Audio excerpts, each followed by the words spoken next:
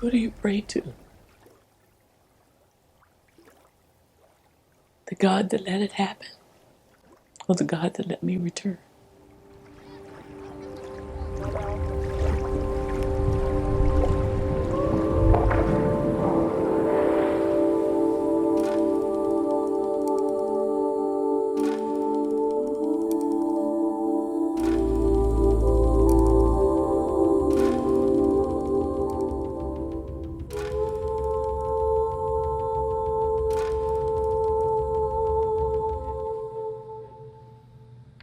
So, now this one is one of my favorites.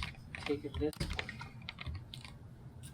This beautiful piece was made for me when I went to Cameroon. So this is going back, and I'm gonna wear it in one of those special moments, and that will connect me with the motherland. My name is Wanda Tucker. I am a descendant of William Tucker.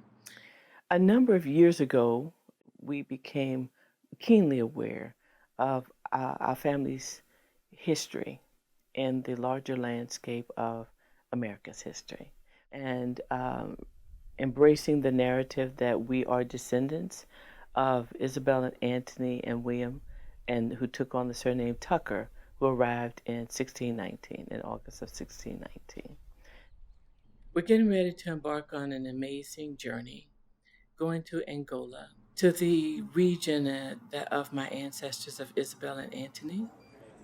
Not sure what I'm going to feel, but what I'm feeling now, along with the excitement, is the wonder to bridge the gap between 1619 and here we are in 2019, almost 400 years. And we can't close all of the gaps, but slowly but surely closing the gap between what happened then and connecting the journey to who we are now as a people, as a family. That 400-year connection is my family's story.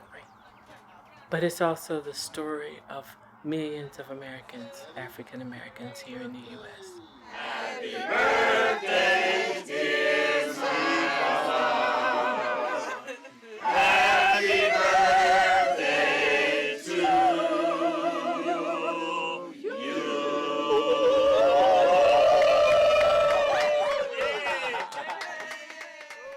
The oral history in our family has been significant. We embrace it, and until they or other scientists and other researchers and historians can prove that we are not the descendant, then that is something to be proud of and to hold on to until such a time happens. And so whether it's true or not, until they prove otherwise, I'm going to embrace that narrative. But I am here because someone else was here and someone else survived. That is evident.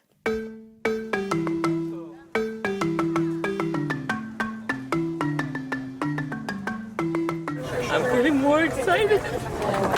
And ladies and gentlemen, we will soon be arriving at the airport of Luanda. It was just anticipating what happens when I land and what's going to happen to me emotionally once that door opens and I begin to take the steps off the plane. I'm here. It's going to take me.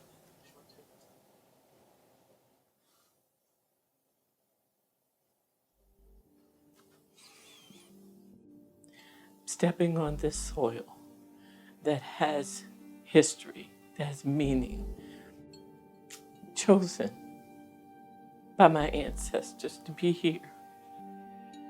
And yet, that alone feeling away from family, and I'm here where family began. I hope that at some point, my ancestors can speak to me in a way that reminds me of their strength, of their courage. So y'all are gonna keep hugging me so that I don't have to keep going through that, right?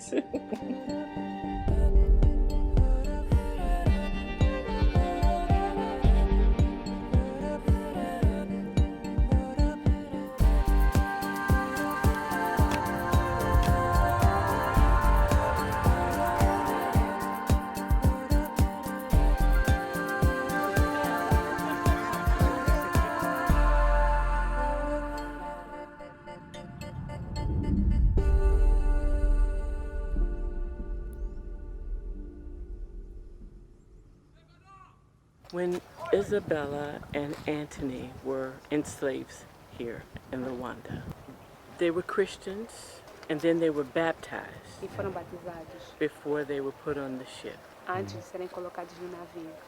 What was the purpose of being baptized if they were already Christian? Infelizmente, os traficantes de escravos procuravam justificar o crime que estavam a cometer.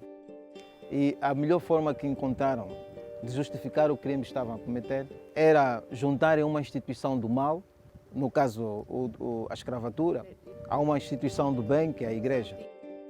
E nessa relação, eles procuraram construir um discurso apoiado na base da história bíblica.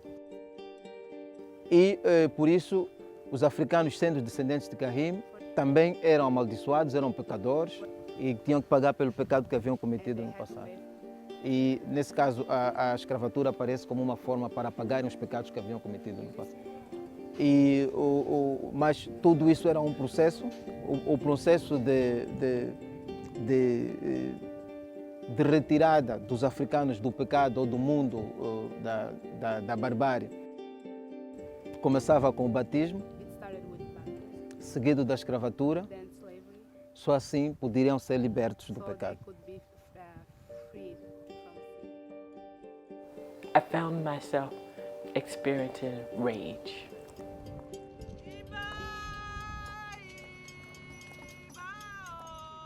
How the Catholic Church dominated them, brainwashed them in a way to believe that they alone could save them, and yet they were tricked, I feel, into believing that this was their way to God, to heaven. There have been many moments where I felt a bit of a sucker punch when people have those views about Africans, that they deserved it. It's a part of our current political climate, the rhetoric. What gives those people rights to make those kind of statements about other human beings? That mentality is one that causes me anger because we still see it evident in today's society. That enrages me.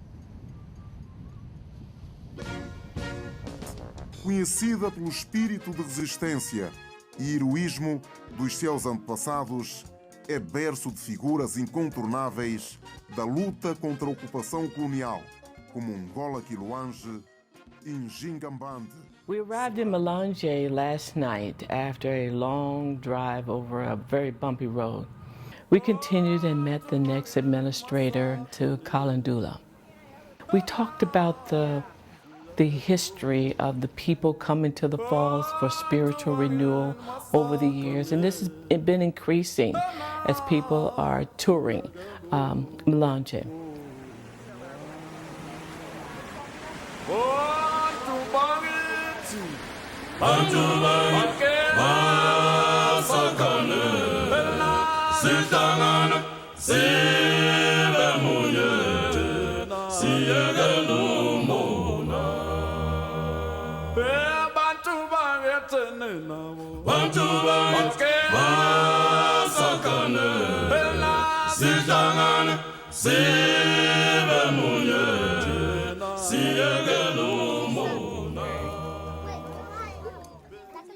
I felt at home to be around people who looked like me, who I could be who I was and be free to be there without judgment.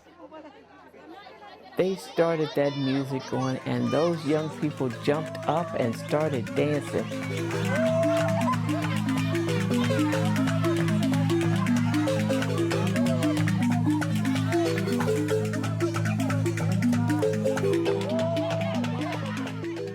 I started to dance with the children and the young people and the villagers, and I had such a wonderful moment. I felt free.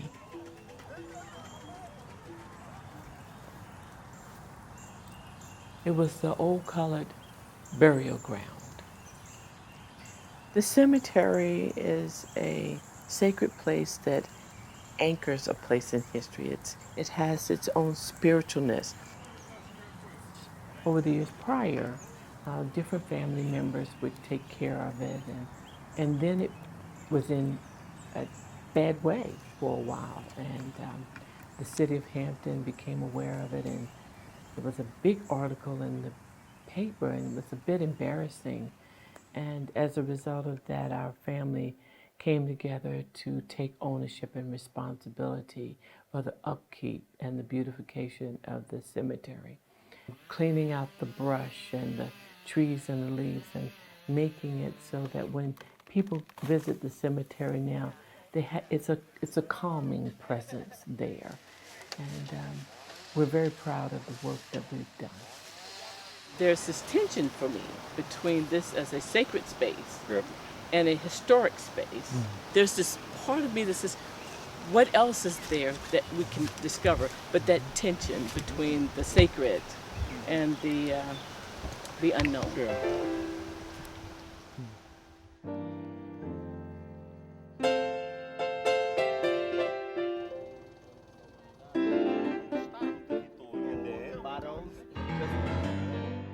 Masangana, the fortress. I'd heard a little bit about it, that there was a slave garden there. It's tough to look at that river from that position and to imagine how this process happened. They were baptized under this large cross. They were branded. They were bound. And they had to walk down this pathway that would change their lives forever.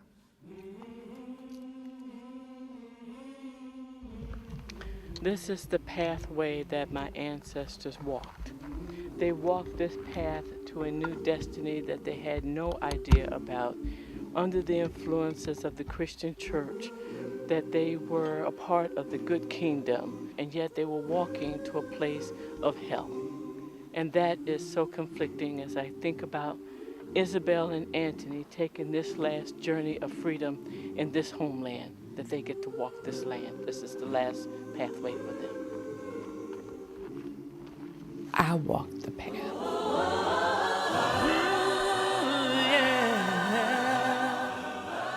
I couldn't walk the whole path. I just walked part of it. It was too hard.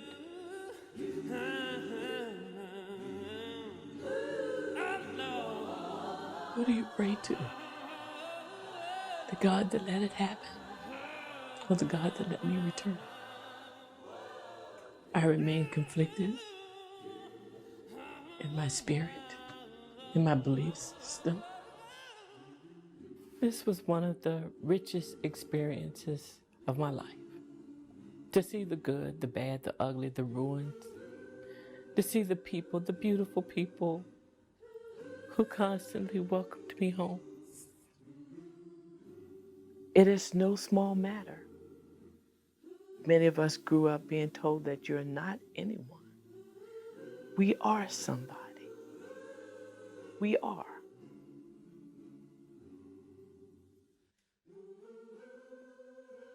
And to not forget that.